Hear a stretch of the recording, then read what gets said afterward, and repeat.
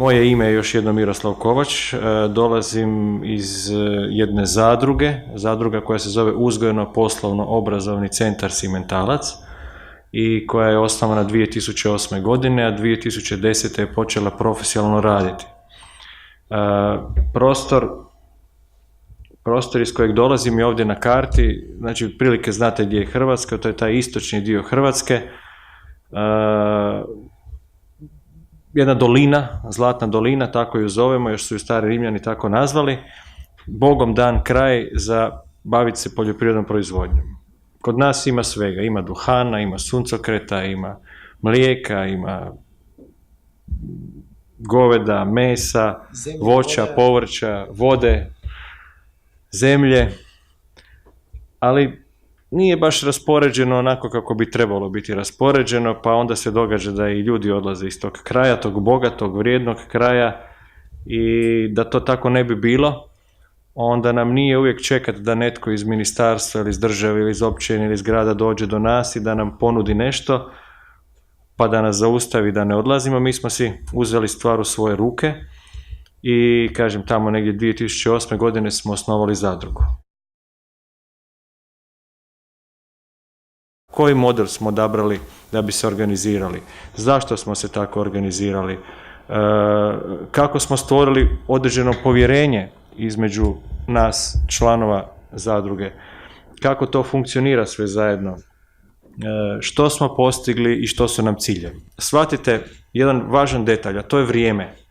Znači, ništa u našem poslu se neće dogoditi preko noći i ništa dobro nikad se nije dogodilo preko noći. Tako da mi smo evo počeli razvijati inicijativu 2001. godine.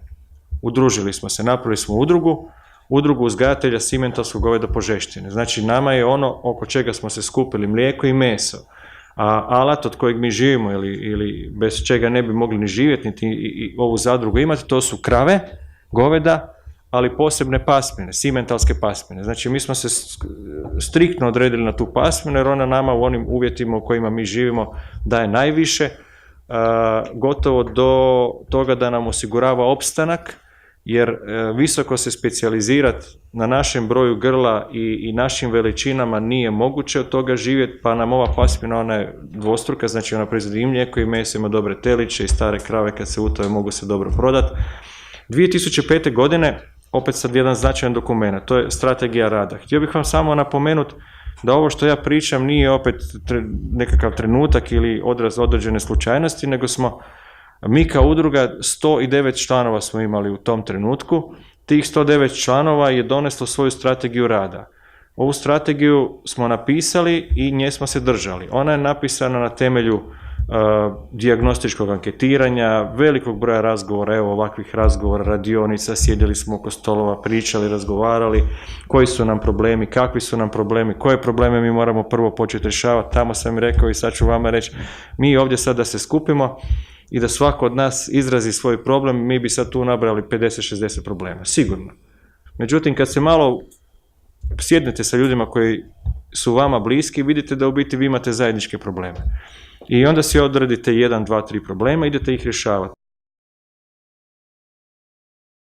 2008. godine osnovali smo zadrugu, 2010. je počela profesionalno raditi, 2012. godine osnovali smo svoju veterinarsku ambulantu.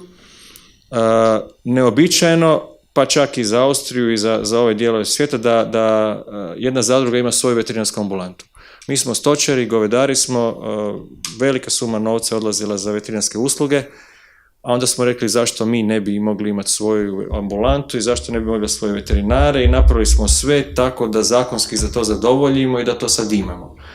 Onda smo rekli poslije toga da želimo biti proizvođačka organizacija, 2015. smo dobili taj status i rekli smo da hoćemo imati svoju mljekaru. Naš alat i naš život su najjednostavnije rečeno simentalska goveda, simentalske krave, od toga mi živimo. Znači, proizvodimo hranu za njih, muzemo ih, vodimo brigu o njima, one nam daju to mlijeko, nije svejedno hoće dati 10 ili 15 litara, nije svejedno kako ćemo hranu pripremiti.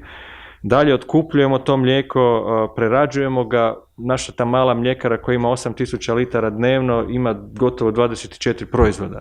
Da bi kupili isto tako mljekaru, opet smo digli 2 milijuna kuna kredita, to je nekih 250.000 eura i tu smo isto tako zadužili sebe pojedinačno, znači svako od nas je potpisao mjenicu 2 milijuna kuna i 50% garancije od države i založena je zgrada i kuća od bivšeg vlasnika mljekare da bi mogli dobiti taj kredit. Znači, jednostavno da nismo išli kao zadruga, pojedinac to ne bi mogao napraviti. U svemu tome smo i toj suradnji isto tako došli do suradnje sa Austrijancima i potpisali neke međunarodne ugovore.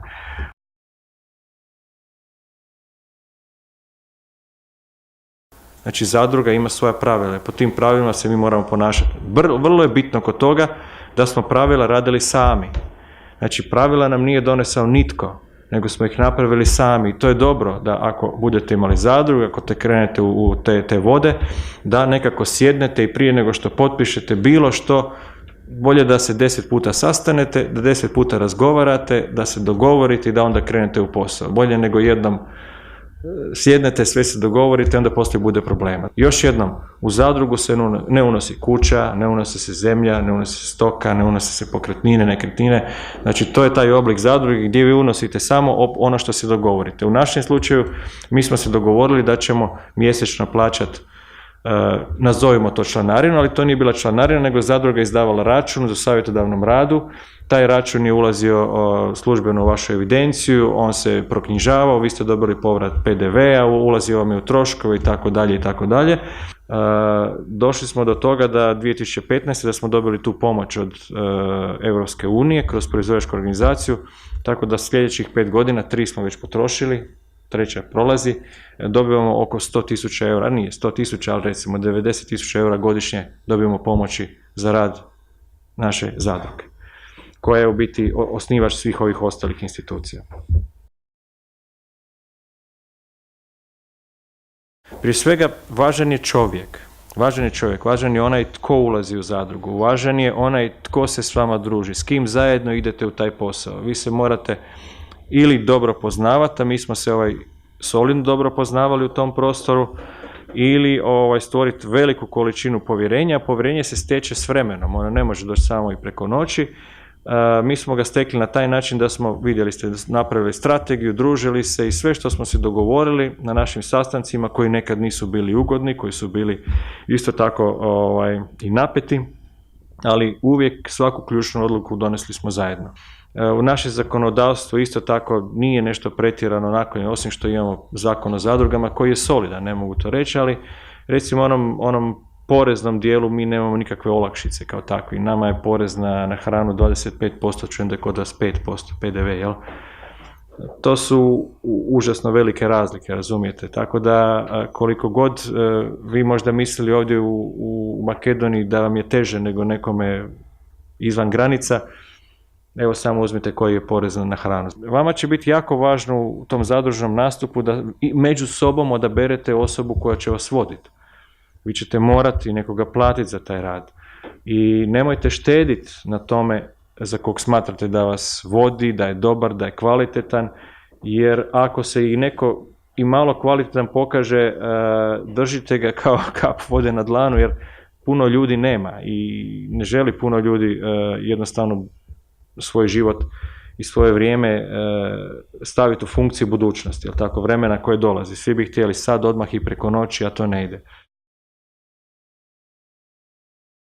Jednostavno, vama poruka je da jednostavno krenete od sebe, krenete od ozdola, pogledate se u oči, uvjerite ako ikako moguće svoju najbližu lokalnu upravu, samoupravu i tako, dobijete na stranu ljude poput vaše agencije, fundacije da vam pomognu u nekim počecima sa svojim savjetima i da onda jednostavno krenete na put udruživanja, zadrugarstva i da na tom putu ne očekujete još jednom ništa preko noći, a na našem primjeru vidite da je to trajalo, nekakvih 15 godina je trajalo da mi dođemo do svog cilja, nazovimo, koji nas sad još više obavezuje, jer lako je biti prvi, ali ostati prvi nije više lako, to znate iz sporta jako dobro, ne?